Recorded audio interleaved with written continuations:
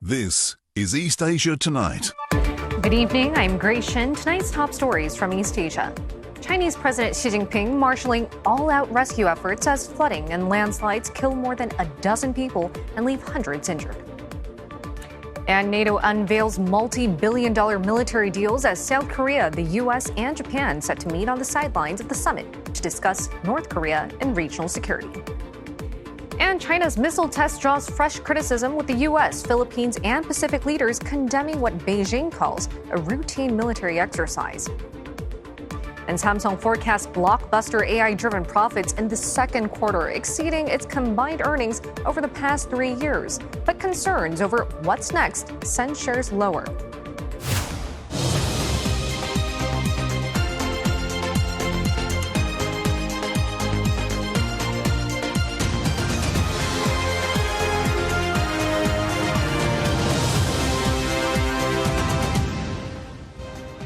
Also tonight, if you think of Taiwan, chocolate is probably not the first thing that comes to mind, but its locally grown cacao is gaining a reputation. Let's take a look. There's a slightly sweet and fruity smell. Farmers here tell me that it's the heat and humidity that helps give Taiwanese cacao its bright and fruity flavors. But now climate change is forcing the island's chocolate makers to adapt. And it looks like a video game, but every kick, every dodge is powered by a real athlete. We look at why Korean martial art, taekwondo, is finding new audiences in its virtual form as it makes its Asian Games debut this year.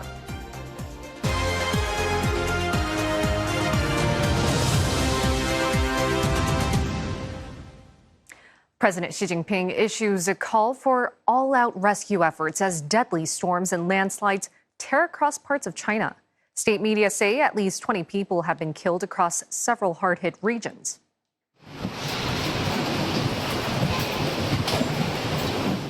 Intense winds triggered 2 tornadoes in central Hubei province, leaving at least 11 people dead and 1 missing. Hundreds of residents are reported to be injured, and local authorities say the extreme weather destroyed several buildings. In northwestern Gansu province, a dozen people remain trapped after a landslide. 21 people have been rescued so far, but 5 of them died from their injuries. And the latest disasters come as China is still recovering from Typhoon Maysak over the weekend, which killed at least 4 people in the southwestern region of Guangxi. And for the latest, we're joined by CNA's correspondent Deborah Wang, live from Shenzhen. Deborah, what more do we know about the situation in Guangxi? So our contacts in Nanning, the capital city of Guangxi, tell us that the main city is largely fine, but the worst hit areas are 2 counties in Nanning, which is about 100 kilometers away from the central city. We're talking about places in Hangzhou and Binyang, where they've experienced record-breaking rainfall over the last night, and they've also seen water breaching dams. And so state media are reporting now 4 dead and 8 missing, all in Hangzhou. Now, Hangzhou, where the floods have been quite severe, produces over 80% of the country's jasmine flowers and tea, and we've been seeing videos of crops being submerged. So economic losses are expected to be quite high. In fact, the entire Guangxi region is China's largest agricultural. It's a huge agricultural major hub. So, we can expect some losses to be really calculated at the end of the flooding season to be quite high down the road. And we are also seeing, aside from a damaged crop, some videos of pigs and snakes also escaping from farms. And some residents on social media have reported being attacked by the snakes. Authorities have told them, they're sending out rescue workers to try to capture these snakes as well and to avoid approaching them.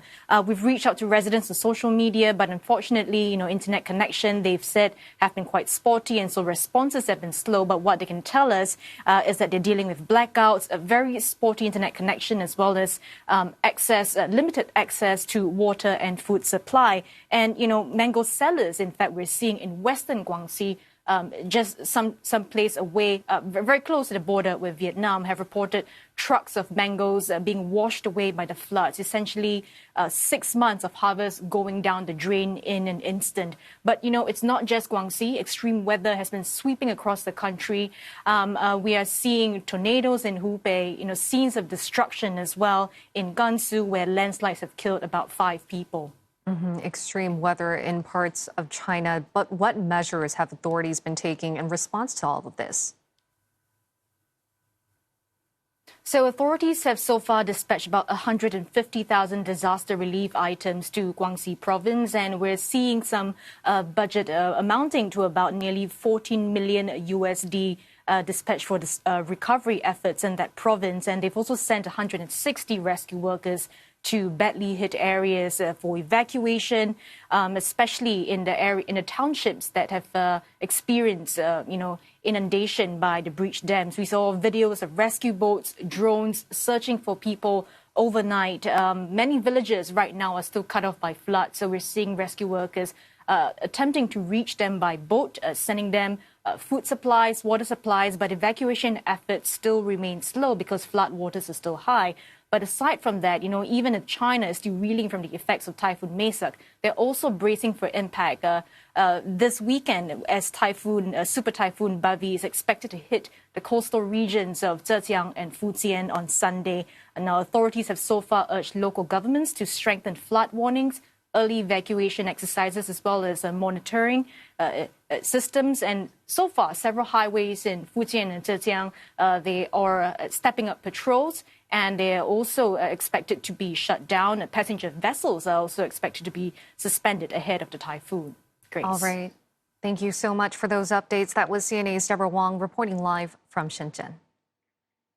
And staying on extreme weather, China's eastern coast is bracing for an approaching super typhoon, now churning over the Pacific after crossing Guam and the Mariana Islands. While Super Typhoon Bavi is not expected to make landfall in the Philippines, it could bring about intense rains and winds to northern and eastern parts of the archipelago. The storm is forecast to track northwest towards the Japanese islands of Ishigaki and Miyakojima. It will then gradually weaken as it skirts northern Taiwan before making landfall in China this weekend. The Philippines is taking no chances. Authorities have ordered for preemptive evacuations from high-risk areas, fearing the combined effects of the storm and an ongoing southwest monsoon. Meanwhile, Taiwan's weather agency says land and sea warnings could be issued from Thursday. And made in NATO, a phrase Secretary General Mark Rutte repeated as he unveiled a series of multi-billion-dollar military projects at a defense industry forum in Türkiye. The announcement comes as the security alliance works to strengthen its capabilities and reduce dependence on partners beyond the region. Mr. Rutte says NATO will purchase up to 5 Triton surveillance drones and replace its aging fleet of early warning aircraft with 10 Saab Global Eye aircraft surveillance planes. And the move sees the alliance opt for the Swedish-made aircraft over an alternate offering from U.S. plane maker Boeing. These are capabilities that are really made in NATO. Not by one nation, but several, working together in close cooperation. And that's how we make our alliance more powerful. It's how we defend our 1 billion people and every inch of our territory, now and in the future.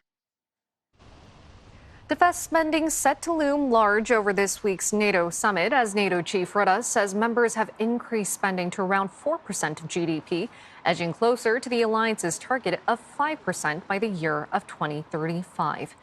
And leaders from all 32 member states are gathering in Turkey's capital of Ankara for 2 days of talks.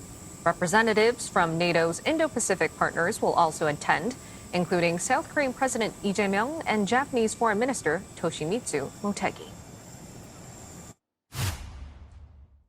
And for more on the South Korean president's attendance at this summit, we have CNA senior correspondent Lee Myung-suk joining us live from Seoul. Myung-suk, this is President Lee Jae-myung's first NATO summit. What is he hoping to achieve, especially when it comes to South Korea advancing its own defense ambitions? Well, yes. South Korea's President Lee Jae-myung's trip to NATO is in a way being called here a business trip because he will be putting on his sales hat to promote South Korea's defense industry. And that's because many NATO countries are rearming themselves very fast. Now, after years of supplying weapons to Ukraine, many European countries are starting to replenish their stockpiles. But in many cases, the domestic defense manufacturers are not able to produce the equipment quickly enough. And that's where South Korea is seeing an opportunity. The Korean tanks, howitzers, and fighter jets have already won major export deals. And one of their biggest selling points is that they can be produced at scale and also be delivered relatively quickly. Now, earlier deals with Poland showed that this was possible with South Korea because after Russia's invasion of Ukraine, Poland turned to South Korea for weapons like tanks and fighter jets in some of the country's largest ever defense contracts. And so now President Lee Jae-myung wants to build on that success by deepening this defense ties with NATO and expanding opportunities for Korean defense countries. Now let's hear what the ruling party had to say about his trip to NATO. 국방력 강화라는 세계적 흐름 속에서 K 방산을 매개로 우리의 외교 지평을 넓히고 전략적 협력을 확대하기 위한 중요한 계기가 될 것입니다. 대한민국은 급증한 세계 각국의 방위력 강화 수요를 감당할 생산력을 갖춘 거의 유일한 국가입니다. Well, South Korea wants to position itself as a reliable defense partner that can help meet NATO's growing demand for military equipment, but also at the same time, it wants to hit its export target in this process. Now, South Korea exported more than $15 billion worth of defense equipment last year, and the South Korean government has set a goal of becoming the world's fourth largest defense exporter by 2030. And not just for South Korea. South Korea is also meeting with foreign ministers of Japan and the U.S. on the sidelines of the NATO summit. So what is likely to top the agenda in those talks? Well, the three countries are expected to discuss a wide range of issues, with North Korea likely to be topping the agenda. And that includes Pyongyang's advancing weapons programs, as well as growing military cooperation with Russia and closer ties with China. Now, the foreign ministers last met on the sidelines of the APEC summit here in Gyeongju last October. And analysts are saying that this meeting at NATO is a chance to reaffirm the cooperation, especially with no trilateral leaders meeting expected at this year's NATO summit. Let's hear what South Korea's foreign ministry had to say about the trilateral meeting. 이번 3국 외교장관 회의에는 올해 들어서 처음 개최되는 회의라는 그런 점에서 의미가 있고요. 그다음에 그동안에 그 논의를 해왔던 그 바탕 위에서 한반도 문제라든지 조금 더 나아가서 지역 정세와 글로벌 정세에 대해서도 의견을 고안할 예정이고.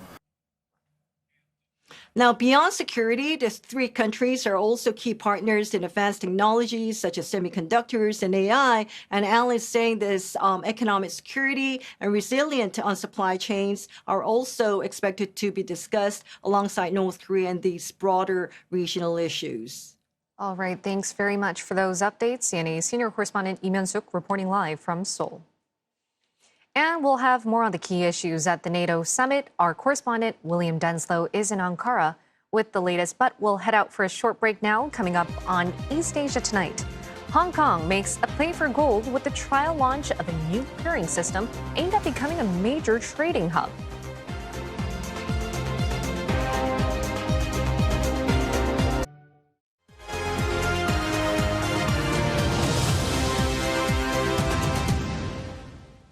Welcome back to East Asia Tonight. It's now time for your business news, and Roland Lim joins us for the latest.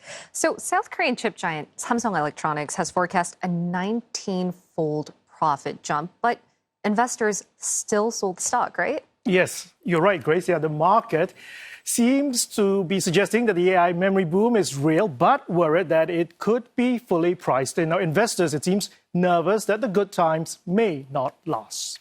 Samsung's earnings have been riding high on soaring demand for high-end memory chips used in artificial intelligence data centers. The firm's estimated $58.4 billion operating profit for the second quarter surpassed its combined earnings over the past 3 years and topped market expectations. But concerns about mounting competition, potential overcapacity, and whether the AI investment boom can last are clouding the sector's outlook. Samsung shares tumbled by as much as 10%, leading to a plunge in the benchmark Kospi that triggered a brief trading halt. Joining us now to break down the numbers and to go behind the story is Tom Kang. He is director at Counterpoint Research, and he's joining us live from Seoul. Tom, good to have you on the show. Samsung's Q2 operating profit beating expectations. Now, from a tech cycle perspective, is this still mainly a HBM or high band memory AI story, or is the boom now broadening into the conventional DRAM and NAND memory chips as well? Yes, the boom we're seeing right now started from HBM, but this year it's extending into other DRAM and NAND products. So you can say it's industry-wide. The demand is high and prices are still going up. So we see this profit as a result of the high demand and the rising prices. Last quarter and the previous quarter, prices have been rising 50% quarter over quarter. And big companies like Apple even have been raising prices to secure sufficient memory for their products. So despite that, market reaction was negative to the record level profits. Does that tell us that investors are no longer asking whether AI demand is strong today, but whether memory pricing can actually keep rising well into 2027? Yes, there is some concern whether we've reached the peak or not. Is there more to see, or is this the end of the story? But we check the market on a monthly basis, and the prices are still going up. Even early this month, prices have gone up 20%. So you can say that the demand is high and supply is not sufficient. The slope may not be as steep as the previous quarters, but even going into Q3, we see prices are still going up. And if you want more memory, you have to invest. But the current investments that we're seeing were done 2 years ago. So the recent investments, we will probably see supply into the market in 2028. So the supply constraint can continue throughout 2026 and even into 2027. And with the stellar profits, even if you strip out the chip worker bonus provisions that Samsung has made, its Q2 profit would have actually topped 100 trillion won. Now, what does that say to you about how profitable memory has become? And is that pulling its chip business away from the rest of Samsung further apart? So you can say that the semiconductor industry is very capital intensive. So if you deploy capital, that's the majority of your fixed cost. But once you've covered your fixed cost, the variable cost, the silicon is very cheap. So whatever extra you earn translates directly into profits. And that's what we're seeing right now. The fixed costs have been covered, and we see revenue coming in, and that is coming in as pure profit. So our calculations estimate that the memory division only created 80% profit margin in Q2. So 80% profit margins, and if Samsung keeps paying bigger bonuses to its chip workers than to staff in, say, in its appliance or, say, its consumer electronics division, does that intensify that war for AI chip talent across Korea? I mean by that, what about its rivals, SK Hynix, as well as global rivals? Exactly. So we see a lot of competition coming up, especially from the Chinese. So the Chinese players like CXMT and YMTC traditionally were underdogs, and they were not making money. So they could not fund their investments sufficiently. But now with this AI boom, they are even making more money and turning profits. So with that, they're going to go for IPO. And then we'll see a lot of demand for this type of talent in the market. Okay, speaking of IPOs, SK Hynix is about to list in New York, as you alluded to. Do you expect Samsung to follow suit with its own US listing, or is Samsung's ownership structure too complicated for that, you think? So SK Hynix followed, we think, TSMC's example, listing both in their native country and the US market. And that will give more exposure to capital, and that will definitely boost SK Hynix's stock prices and stabilize it, we see. But Samsung, considering its position of being the leader in the Korean economy, is quite reluctant to do that. So I don't think that will happen in the near term. And historically, Samsung has always had the scale advantage, but SK Hynix has been the leader in high band memory chips. Are these based on these preliminary numbers that we've had out today, do you think Samsung is generally closing the gap on high bandwidth memory, or is SK Hynix still better positioned in the AI supply chain?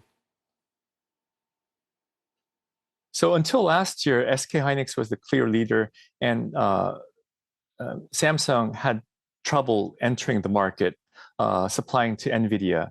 They had failed many times. But starting from this year, it was actually with HBM4E that Samsung took the lead. So you can say they've closed the gap. And with the new HBM products, Samsung may even make better products. And they might not just close the gap, but really challenge SK Hynix for the #1 position in HBM memory. Tom, appreciate your insights and analysis on that. That was Tom Kang, who is director at Counterpoint Research, speaking to us live from Seoul. Now, Beijing and Hong Kong bolstering currency, gold, and bond trading in the financial hub. The Chinese territory launched a trial of a new gold clearing system backed by major banks. Chief Executive John Lee says the move strengthens the city's position in the global bullion market. The new platform is designed to streamline gold trading and settlement while laying the groundwork for Hong Kong to help set a global benchmark price for gold. The launch gives Hong Kong a head start over regional rival Singapore, which plans to roll out its own gold clearing system later this year. Several participating banks have already imported large bullion bars to support physical deliveries, while Hong Kong is also inviting central banks to join the new clearing system. The initiative comes as Asian demand for gold remains strong despite recent price volatility. Now, spot gold is currently trading at 4,132 per ounce. It's currently down by 0.75%. To expand the use of the yuan in bonds, Chinese authorities increased the quota for the Southbound Bond Connect program to $118 billion. Now, that's a jump of 60% from the previous cap. The connection allows mainland Chinese investors to buy bonds in Hong Kong more easily. Now, Beijing also expanded its yuan facility with the Hong Kong Central Bank by 1.5 times to $74 billion, giving the Monetary Authority more liquidity in the currency. And that'll do it for business. Grace, it's back to you. Thanks, Roland, for breaking down those business news. Now, coming up on East Asia tonight, the Ukraine war front and center at the NATO summit as Western nations ponder how to pry North Korea and China away from supporting Russia. Our correspondent in Ankara joins us after the break.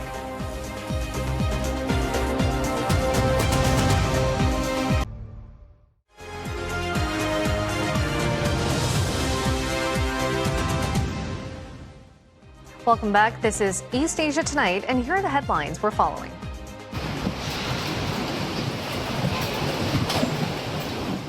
Chinese President Xi Jinping marshalling all-out rescue efforts as flooding and landslides kill more than a dozen people and leave hundreds injured. China's missile test draws fresh criticism, with the U.S., Philippines, and Pacific leaders condemning what Beijing calls a routine military exercise. And NATO unveils multi-billion-dollar military deals as South Korea, the U.S., and Japan set to meet on the sidelines of the summit to discuss North Korea and regional security. And recapping one of our top stories, a push to strengthen NATO defense capabilities. The Security Alliance announcing fresh military projects worth billions of dollars at the Defense Industry Forum in Ankara. Now, this includes purchases of Triton surveillance drones as well as sub-GlobalEye aircraft surveillance planes. And Mr. Ruda unveiled these initiatives as the alliance opens dialogue for the very first day of the summit. And William Denslow has been tracking the latest developments for CNA, and he joins us live from Ankara. Will, what type of outcomes can we expect from the two-day summit in Ankara?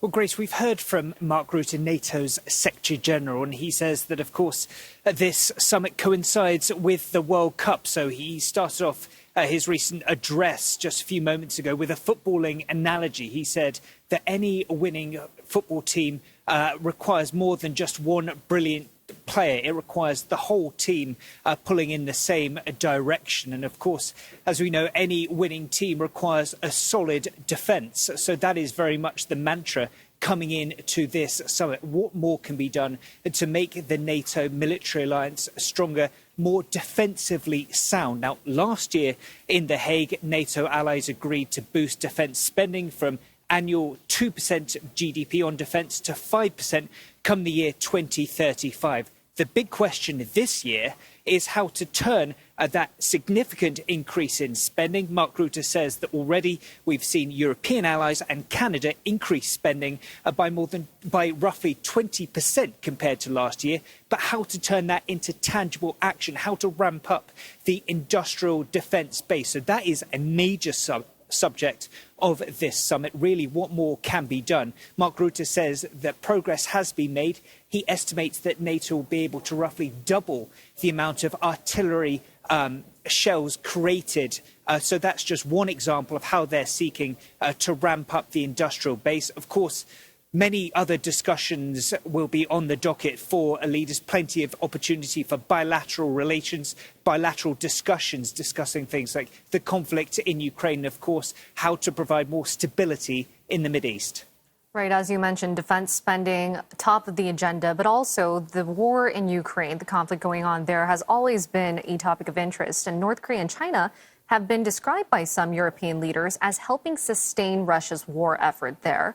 And as the region looks towards a resolution to this years-long conflict, how is Europe approaching its relations with countries seen as close partners of Russia?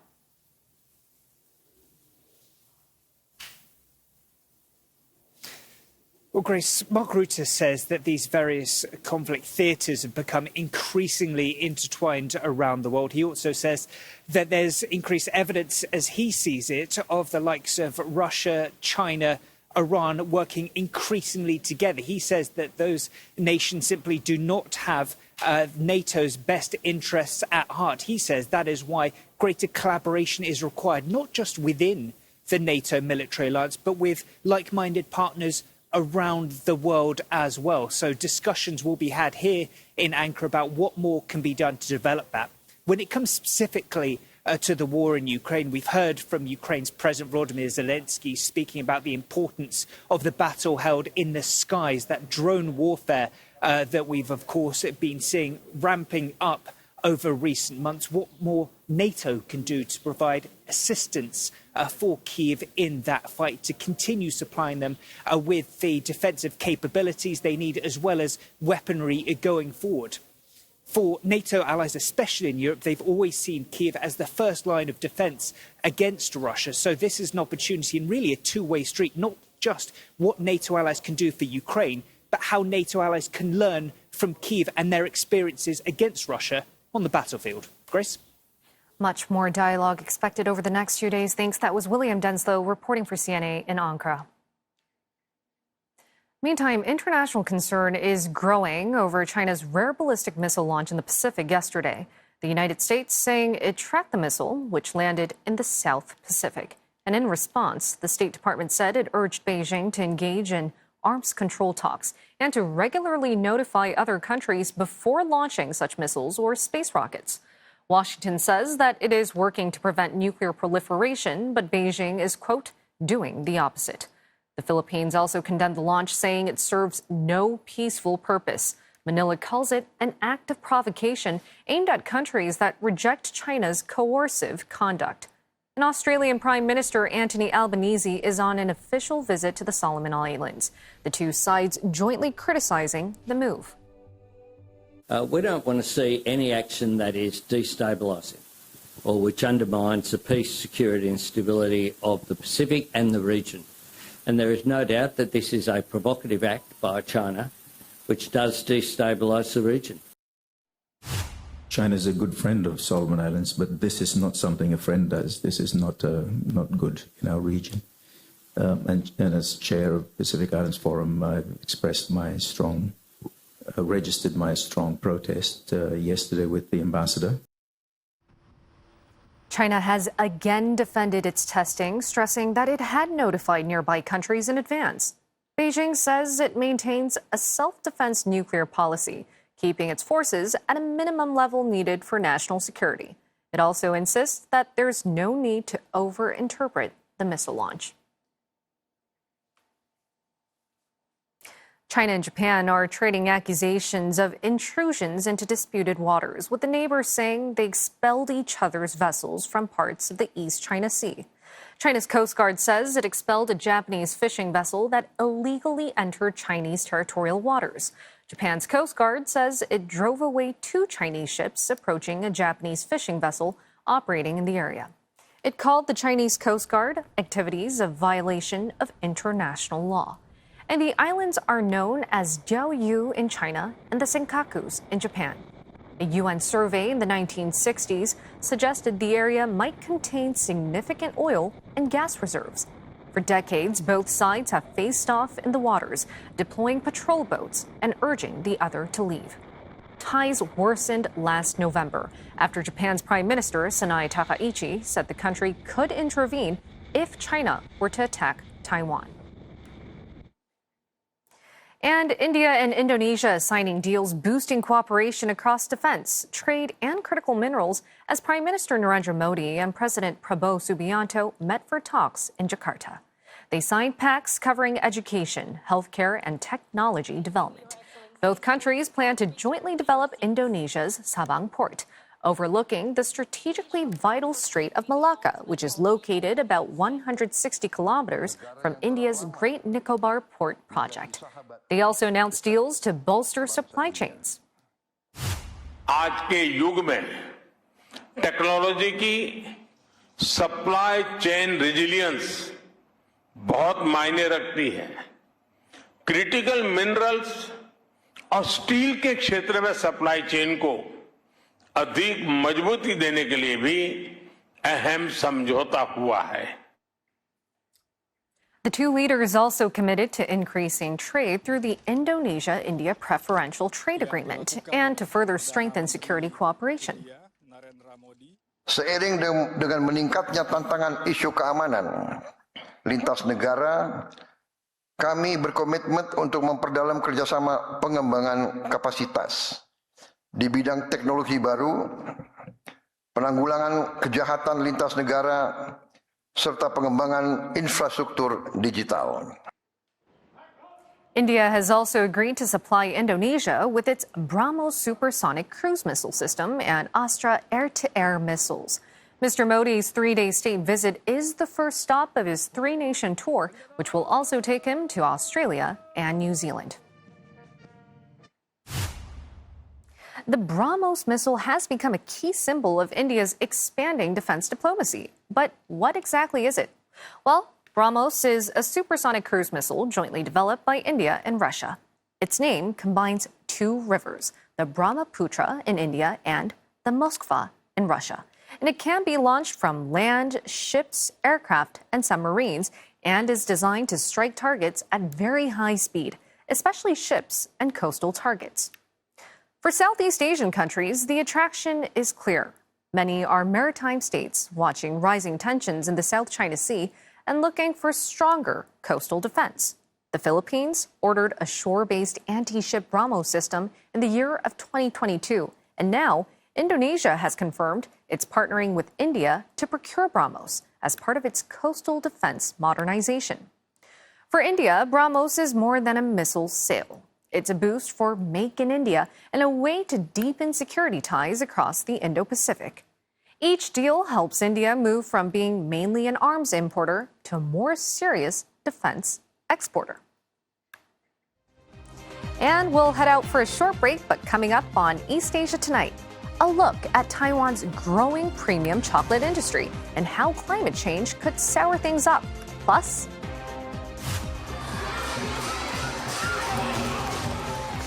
look who dropped by a primary school here in Singapore. Martial arts legend Jackie Chan's message to the young ones after the break.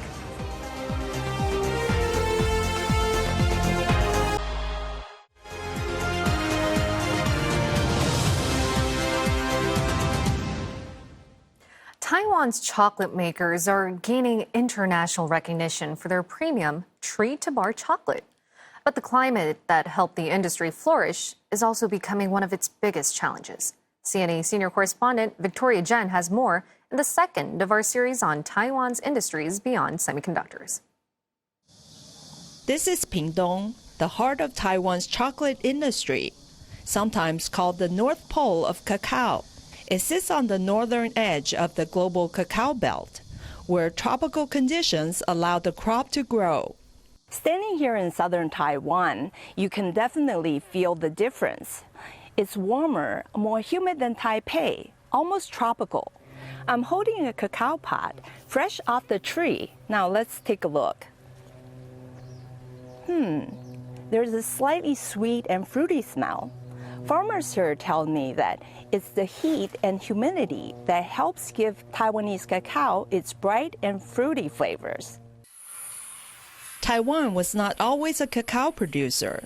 The crop is more commonly associated with Africa, Latin America, and Southeast Asia.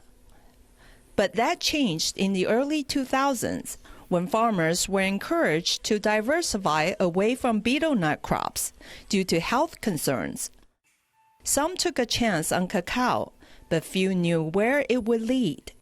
其实主要也是为了解决农友的问题，因为本来我是厨师，本来我是主厨，那我都用在地的食材来做料理。有一天就有农民拿新鲜的可可果给我，然后就说，他们有一些可可果，但是不知道怎么处理，不知道怎么做成巧克力，或是也不知道卖给谁。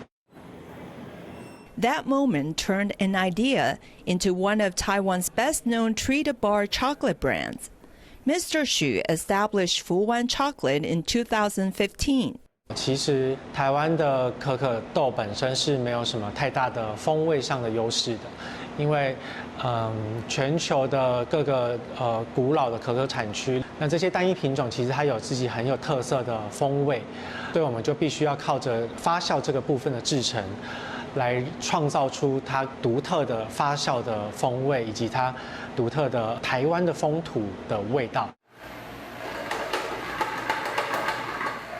Taiwan's chocolate industry remains small, but it's growing fast.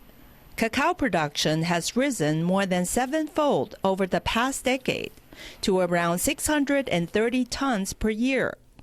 Pingdong is now home to more than 100 cacao farmers and a growing number of chocolate makers.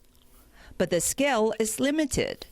Much of the production process is still done by hand, keeping costs high.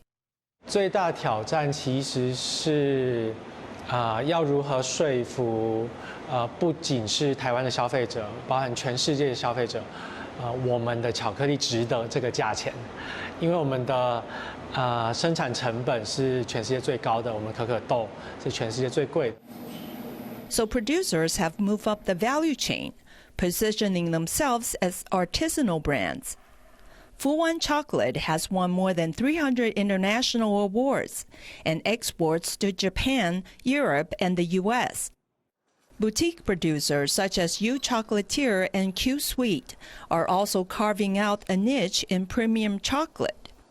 Many use local fruit, tea, and special fermentation techniques to create flavors unique to Taiwan. 它的奶味没那么重，它奶味没重，甜度也没那么高，但吃起来是不错吃的，是蛮好吃。然后它会有一点苦苦的感觉，但是我觉得并没有盖过巧克力本身的甜味，甜味还是居多，但我可以接受。然后它的外皮是咬起来是会脆脆的。 But the same climate that helped build the industry is shifting. Growers say extreme weather is now a key concern. 因为这几年可能就是会有那种所谓高温或是多雨，或甚至是会有干旱的状况。那可它毕竟不要有太大的那些像类似台风或是那个飓风的话，其实对可来讲都还好。但是其实像过去2年刚好都面临到在7月份、8月份都有台风，都已经造成可树的那些生长势影响，那间接的就是影响到它的产量，那甚至就是变成说影响到它的品质。 Farmers and policymakers are adapting to build resilience. 所以我们有去调整整个槟榔废园的措施，除了说在初期不用逐年不用全部把槟榔砍除之外，那也可以保留它的那些槟榔树的枝干利用天然的环境让它可以在这样子的状态底下去生长。这个是等于是说依照他们当地的那些种植特性来引导他们去做这样子的调整。 The challenge now no longer just growth, but whether Taiwan's cacao industry can continue to thrive in a less predictable environment. Victoria Jen, CNA, Pingdong County, Taiwan. Virtual taekwondo will make its Asian Games debut in Japan this year, and it's also expected to be included in next year's SEA Games in Malaysia. For athletes and coaches, the new discipline is reshaping how people see martial arts and gaming. These aren't just video game characters fighting on screen. Every kick, dodge and counter is powered by a real athlete moving in real time. At this virtual taekwondo competition in Kuala Lumpur, competitors wear VR headsets and motion sensors on their spine, thighs and shins, allowing them to spar without making physical contact. For coaches, it's an opportunity to channel young people's love of gaming into physical activity. I always told the parents, your kids love gaming. Do you want to then use a hand to play or use a leg to play? There's a big difference. Because when they put on the headset and start to fight, right, wow, their energy is so much. They can play and play and play, and they love it. The winner is decided by speed, timing, and technique. But succeeding in the virtual arena isn't as easy as it looks, even for this taekwondo champion from Vietnam. More difficult? You have to move and have a guess where the direction of your opponent go. Training for the virtual competition remains firmly rooted in sport. Building stamina, flexibility, and strategy are just as important as mastering the technology. This is have action. It means not only you sit in computer and try only hand, but all your body have moving like the sport, but non-injury. Yeah, non-contact, no injury. Unlike conventional taekwondo, competitors are not separated by age, weight, or gender, leveling the virtual playing field. When you wear the VR, everybody is going to be the same, am I right? So the way it is, how to win, is just your technique, your skills, and very important, your fitness. For some athletes, virtual taekwondo offers a chance to keep competing on equal terms, where fitness and technique matter more than size or strength. Staying on martial arts, the martial arts legend and global action superstar Jackie Chan himself traded stunts for stories as he brought the house down at Pei Chun Public School here in Singapore.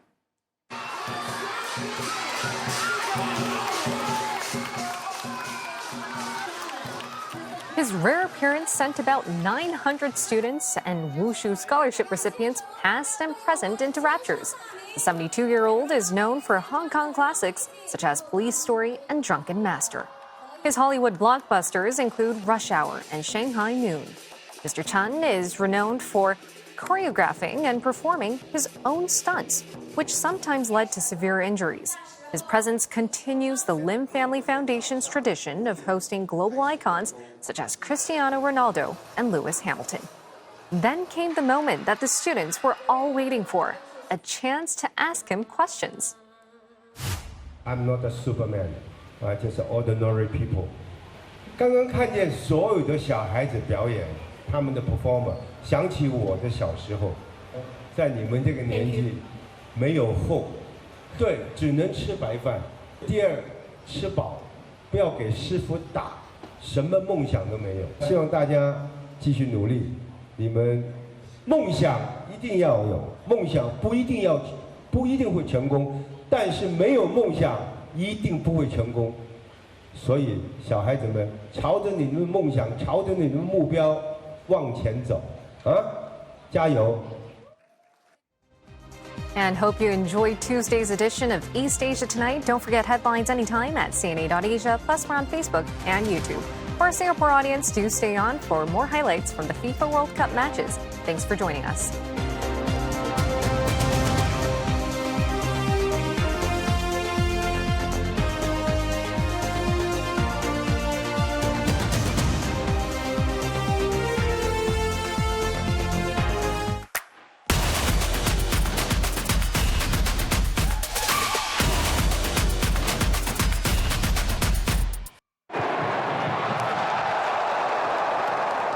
Belgium cutting through the pre-match waffle in their round of 16 clash against co-host USA, a game marked by controversy over the suspension of US forward following Balogun's one-match ban. The Belgians went ahead in Seattle after just 9 minutes. Charles de Ketelaere on target. Well, the US equalized just after the half-hour mark. Malik Tillman's free kick taking a deflection off the wall into the Belgian goal.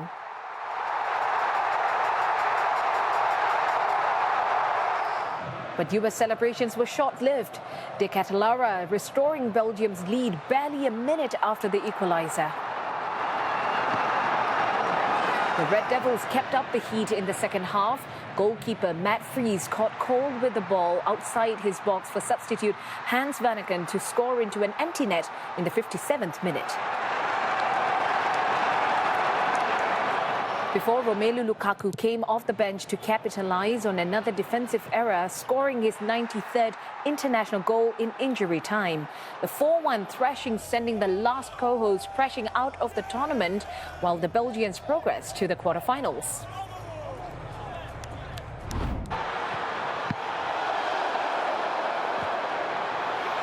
And they play Spain next. The Spaniards earlier edging a tense match in Texas against Portugal. The only goal in Dallas coming in the 91st minute. Substitute Mikel Meiruni slotting home the winner. And that goal sending the Portuguese and Cristiano Ronaldo home after what the 41-year-old said will be his last World Cup. And Spain's run to the quarters, the furthest they have progressed in the competition since winning the tournament in 2010.